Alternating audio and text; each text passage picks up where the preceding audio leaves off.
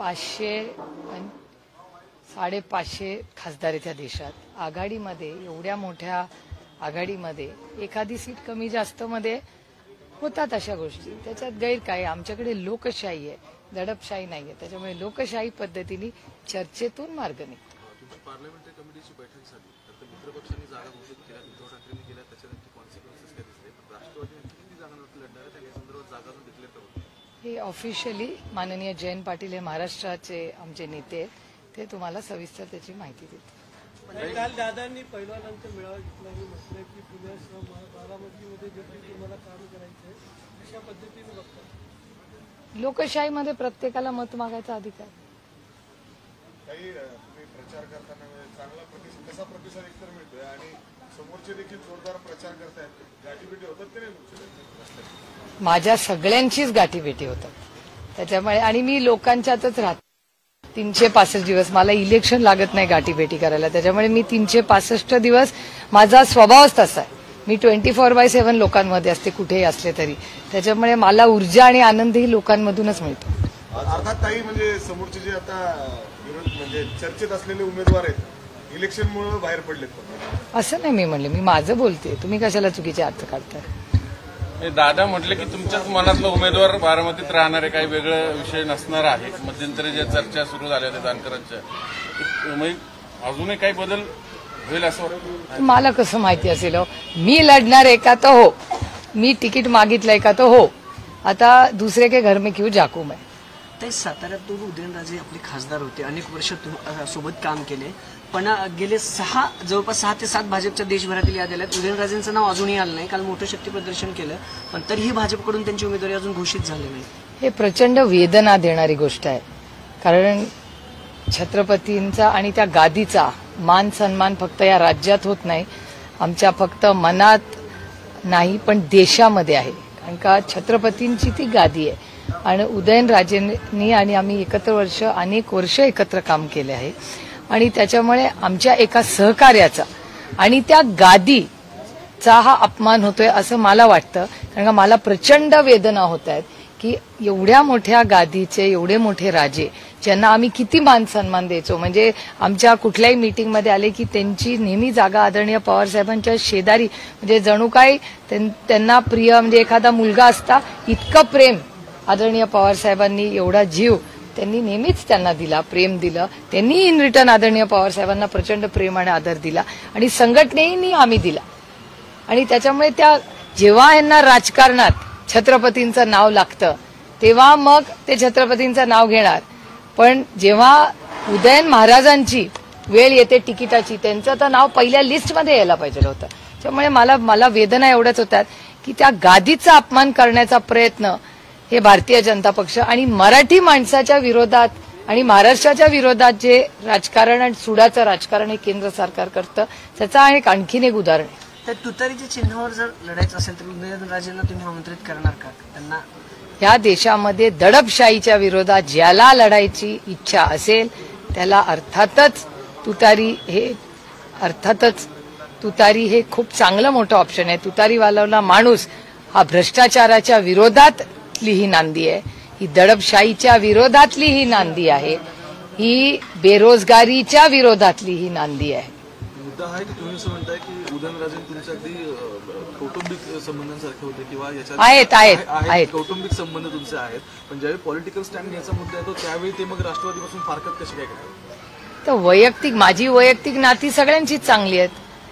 कारण का वैयक्तिक नाती जपणं हे संस्कार माझ्या आईनीच माझ्यावर केलेले, माझ्या वडिलांचे, आमच्या कुटुंबाचे, सगळ्याच कुटुंबाची संबंध. त्याच्यामुळे आम्ही एवढी वैचारिक प्रगल्भता आमच्यात आहे ज्याच्यात आम्ही आमचं पॉलिटिकल आणि आमचं वैयक्तिक नाती ह्याच्यात आम्हाला वेगळेपणा एक अंतर ठेवता येतं आणि ह्यालाच लोकशाही म्हणतात. माडा लोकसभेसंदर्भातला एक प्रश्न, तुमच्यासाठी खरं तर फॅमिली म्हणलं तर खूप एक वेगळा कॉर्नर आहे तुमच्या मनात.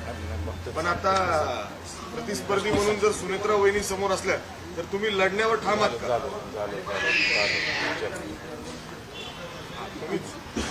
मी बारामती लोकसभा मतदारसंघातून गेले 15 वर्ष या भागाची लोकप्रतिनिधी म्हणून काम करते आणि मी राष्ट्रवादी काँग्रेस पक्ष महाविकास आघाडी आणि इंडियाकडे बारामती लोकसभा मतदारसंघाचं तिकीट 6 महिन्यापूर्वीच मागितलं होतं आणि माझी अपेक्षा आहे की माझा परफॉर्मन्स बघून मला ती संधी द्यावी अशी मी इंडिया आघाडीकडे विनम्र विनंती करते. तुम्हाला मिळालंय, पण समोरचे जे विरोधक आहेत ते आता जे तुमच्याच घरातून एक तिकीट देणं जवळजवळ निश्चित झालंय. प्रॉब्लेम असा झाला आहे की भारतीय जनता पक्ष काश्मीर टू कन्याकुमारी भारतीय जनता पक्षांना शरद पवारांना संपवायचंय असं तेच म्हणतात.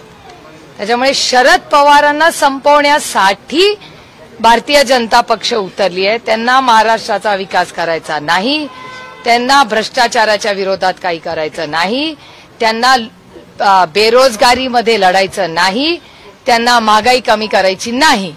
भारतीय जनता पक्ष सुडाचं राजकारण करतं आणि जो कोणी नेता महाराष्ट्राची आन बान आणि शान ही दिल्लीत गाजवतो त्याला संपवायचं असं कबुली ही भारतीय जनता पक्षानेच दिलेली आहे. हे मी तुमच्याच चॅनलवर पाहिलेलं आहे. ताई, सीजेआयने देशातल्या नामांकित वकिलांनी एक पत्र लिहिले आणि त्यामध्ये एक विशिष्ट समुदायाचा राजकीय हस्तक्षेप न्यायपालिकेत वाढतोय त्याबद्दल त्यांनी नाराजी व्यक्त केली. हे खूप चिंताजनक आहे, कारण तुम्ही बघताय की ही लोकशाही आहे, पण तुमच्या सगळ्यांच्या चॅनल्समधून आणि वर्तमानपत्रातून अशी माहिती येते आणि समाजामध्ये दबक्या आवाजांमध्ये चर्चा चालली आहे की आता ही दडपशाही वाढत चालली आहे या देशात. त्यामुळे मग हा इमर्जन्सी आहे का, अघोषित इमर्जन्सी या देशात आहे का, अशी परिस्थिती अशी दबक्या आवाजात सातत्याने चर्चा. म्हणजे कुठल्या पत्रकारांनी काहीतरी सरकारच्या विरोधात लिहिलं त्याची नोकरी जाते, एखाद्या पत्रकारांनी सरकारच्या विरोधात काही एव्हिडन्स दिला तर त्याला धमक्याचे फोन येतात, त्याच्यानंतर कुठल्याही बिझनेसमॅनला त्यांनी काही विरोधी पक्षाबद्दल काही बरं बोललं, उद्घाटनाला बोललं, त्याला धमक्या दिल्या जातात, त्यानंतर पक्ष फोडले जातात, त्यांना घरं फोडली जातात. आईस, इन्कम टॅक्स, सीबीआय आणि ईडी त्याचा जो गैरवापर, अरविंद केजरीवालांचं अटक, कन्नी मोळीजींची पुन्हा केस उघडलेली आहे, अशी किती उदाहरणं जो विरोधात आहे. आणि हा डेटा मी नाही सांगत आहे, हा डेटा तुमच्या चॅनल्सवर आणि वर्तमानपत्रात आले की 95% 95% या इन्कम टॅक्स, सीबीआय आणि ईडीच्या केसेस कुणावर आहेत तर त्या विरोधी पक्षावर आहेत. आणि त्या विरोधी पक्षातला माणूस जर भारतीय जनता पक्ष किंवा त्यांच्या मित्र पक्षात असला तर या केसेस वॉशिंग मशीनमध्ये जाऊन, श्रेडरमध्ये जाऊन त्या कुठे हरवून जातात ती फाईल मला माहिती नाही. हे सगळं मी चॅनल आणि तुमच्या टीव्हीवरच पाहते ही सगळी माहिती. माढा लोकसभेसंदर्भात पुन्हा शिवसेना म्हणते की आम्हाला जागा विधानसभेचा हडपसरमध्ये त्यांची तीच मागणी आहे. मग महायुतीत कुठेतरी सेना तर पुन्हा एकदा बार्गेनिंग या सगळ्या गोष्टीत गेली. प्रचार करू असं शिवसेनेने मागणी केली. हो, पण आमची लोकशाही आहे, लोकशाहीत तोंडच उघडायचं नाही का? तुम्हाला तिकडची सवय फार झाली वाटतं. आमच्याकडे लोकशाही आहे, लोकशाहीमध्ये हे बोललंच पाहिजे लोकांनी. मागणी नाही केली तर कसं करणार हो? ते माढा लोकसभेच्या संदर्भात प्रश्न आहे. साहेबांनी आज एक बैठक बोलवली आहे, जवळपास धैर्यशील मानेंचं नाव निश्चित झाले आपल्याकडून, सॉरी धैर्यशील मोहिते पाटलांचं. तर मला विचारायचं आम्हाला हेच आहे की जर धैर्यशील मोहिते पाटील आली तर राष्ट्रवादीला फायदा होईल, कारण तुम्ही सकारात्मक आहात का त्यांना? अहो, मी पक्षाची फार छोटी कार्यकर्ता आहे. तो निर्णय आदरणीय पवार साहेब, जयंत पाटील साहेब आणि आमचे सगळे वरिष्ठ नेते मुंबईत घेतील. उद्या साताऱ्यात पण बैठक आहे, श्रीनिवास पाटीलना रिपीट मिळेल संधी पुन्हा. तर उद्या आदरणीय पवार साहेब स्वतः तो निर्णय घेणार आहेत. त्याच्यामुळे दिल्लीत गेल्या वेळेस पावसात सभा झाली आणि सगळं चित्र बदललं होतं. यंदा तिथून तसं काही.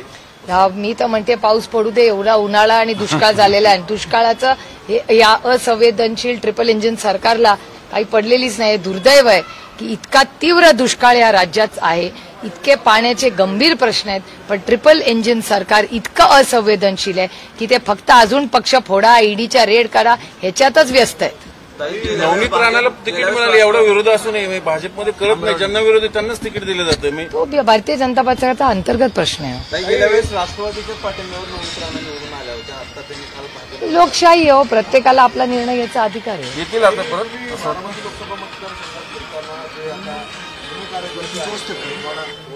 असं दिसतं का कोणी कार्यकर्ता तक्रार देतो की दादा दम देतोय, इकडेच काम करा तिकडे नाही?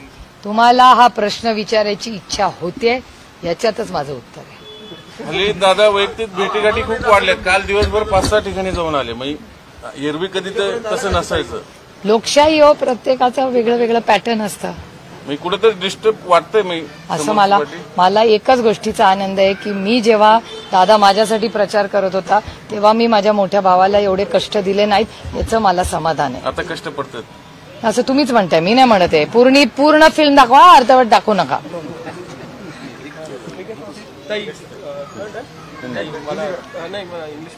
तुमच्याकडे एक इसेन्शियल कॉफीच्या संदर्भात पोस्ट आली की कॉफी याच्यावरती तुतारीचं चिन्ह आपण अशा पद्धतीने आता प्रचार होत असं दिसतं. Really quite cute. दिखाओ लोडिंग आहे.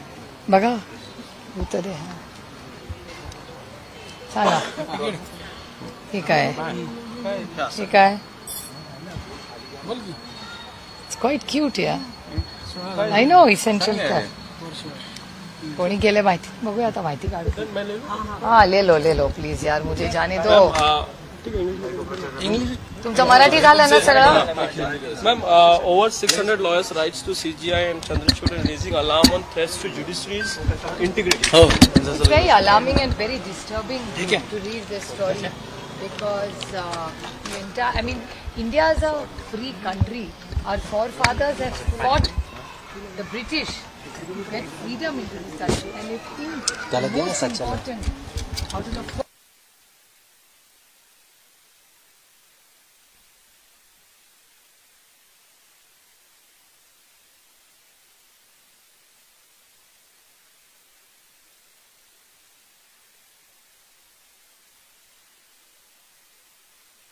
This is what people are saying.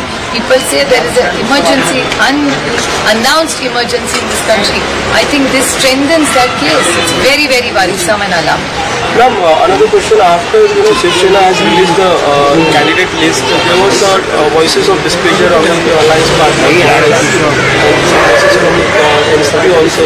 It's only about one seat, and I'm sure we'll work it out. See, we are a democratic alliance, so everybody has a right to speak their mind.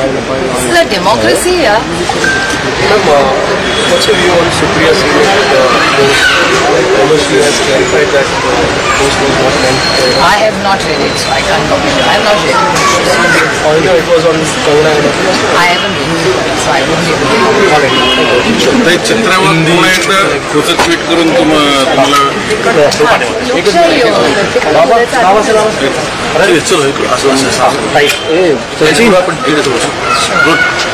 एक minute. चित्रवत सातत्याने तुम्हाला tag करून tweet करत राहतात, काय सांगाल तुम्ही? लोकशाही आहे.